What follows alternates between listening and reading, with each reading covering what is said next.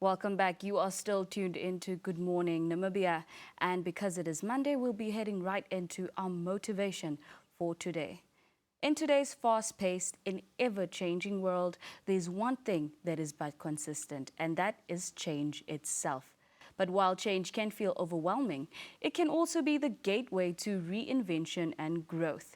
Our guest today is motivational speaker Matthew Kambuze, who will be helping us unpack how we can adapt, pivot, and thrive when life demands us to step into new versions of ourselves.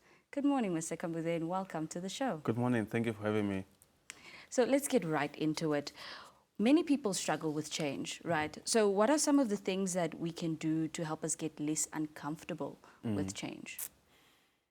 You know, this question, it's a song that comes into my mind, and it's that I'm gonna make a change, for once in my life, and then it goes, I'm starting with the man in the mirror. Damn, I'm so good. So I think that in itself just really answers the question, and I think one thing that can really inspire change is starting with the man in the mirror. Starts with you. Anybody that's in the motivational spaces or in the spaces where they inspire and transform lives, you know for a fact that you can never force a person to change. A person will change when they are willing, number one, to change and when they want to change. I think to start off, to set the foundation, it's just important for all for the viewers just to keep in mind that it's really on you, hey? If you really want something to be done, you have to do it. If you want to change your life, you have to do it. And the good thing is that there's no time bound to this. Even if you want, you can do it right now. You can do it tomorrow morning when you wake up. And I think the only delay sometimes is that people wait for a specific season for them to walk into change. And we all know first day of the new year, it's New Year resolutions. I want to go to the gym. I want to eat more healthier. I want to be reading more books and stuff like that. But not understanding that change is not time-bound, really. It's really based on intentionality and being able to know what exactly it is that you want to change. You mentioned some very, very beautiful and critical points there, especially with change not being time-bound. But why do you think it is that change makes us so uncomfortable as human beings?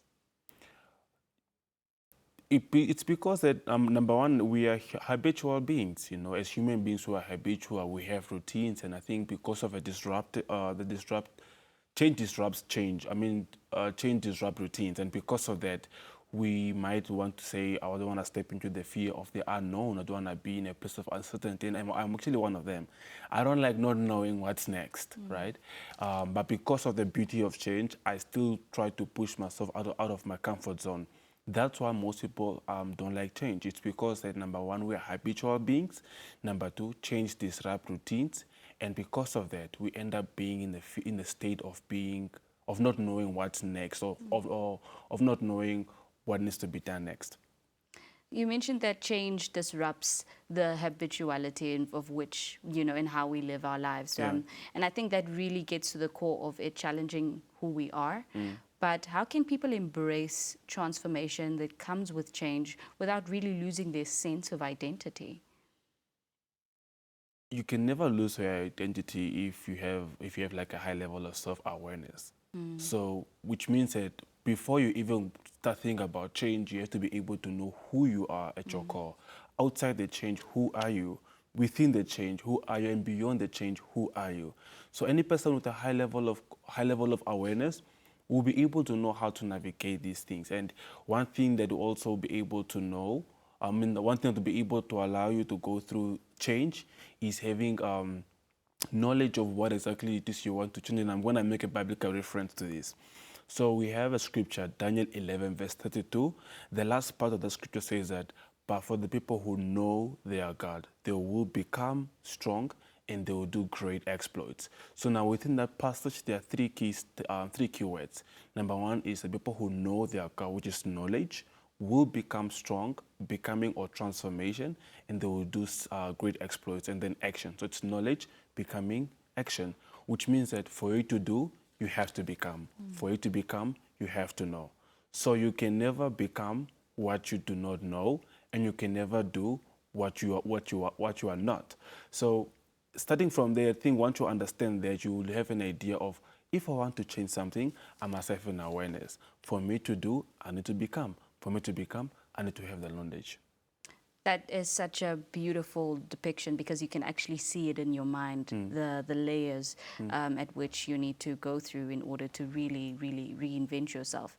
So would you then say knowledge is the first step? And if so, what type of knowledge is that then? 100%. Knowledge is a first step. I mean, information literally is a first step. And one of my mentors would say that if you're not informed, you'll be deformed, right? So the first step is knowledge. And what type of knowledge are we talking about?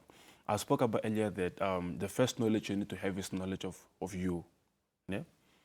From there, then you have to have the knowledge of what exactly it is you want to do and how are you going to do it? How do you know that you have accomplished it? So once you are in this space, really, it's really easy to say when you are not doing. So you should be able to be in the space for you to be able to know what exactly it is that you want to do. So if you have never ventured into fitness, it will be difficult for you to be able to identify what type of goals to set for yourself, unless you are being guided by somebody who has been in the game and they understand the principles of the game.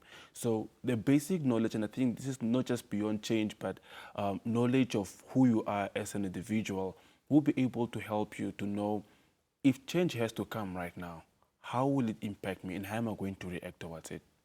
And is this change and this pursuit for knowledge and reinvention and self-transformation, is it something that can happen at any age and any point of your life, or does timing play a significant role when it comes to reinvention? 100%, but because of how we live our life and the phases of our lives, it can influence how much of the change can take place. For instance, a shift in career, experiencing loss, or what other examples can we share now? You know, even not accomplishing certain goals, it can influence that change we're talking about. So when you know that my response towards a shift in my career may not be the same response towards a shift in career.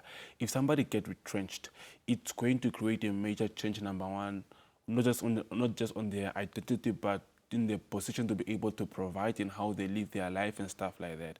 So it can take place any day, anytime. I think the key thing is just really being able to know how to be able to respond to it.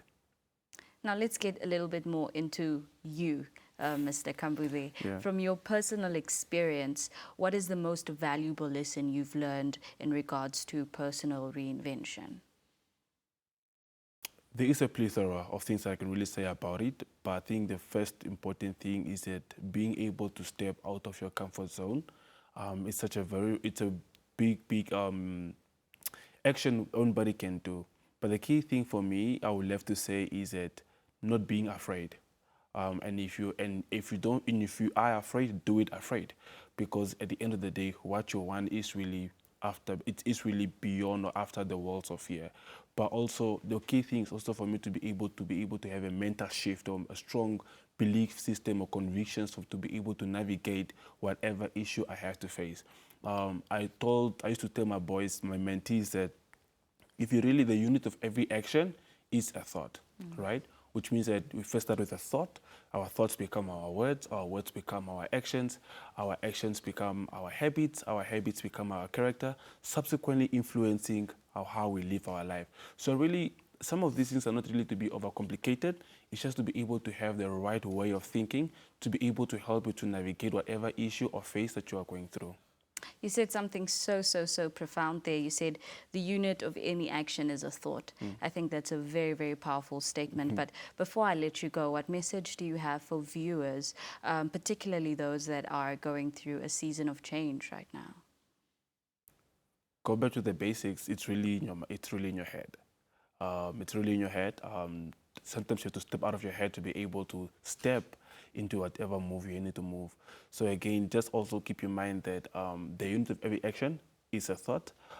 For you to do, you must become. For you to become, you must have the knowledge. Again, you can never become something you are not, and you can never do something that you are not.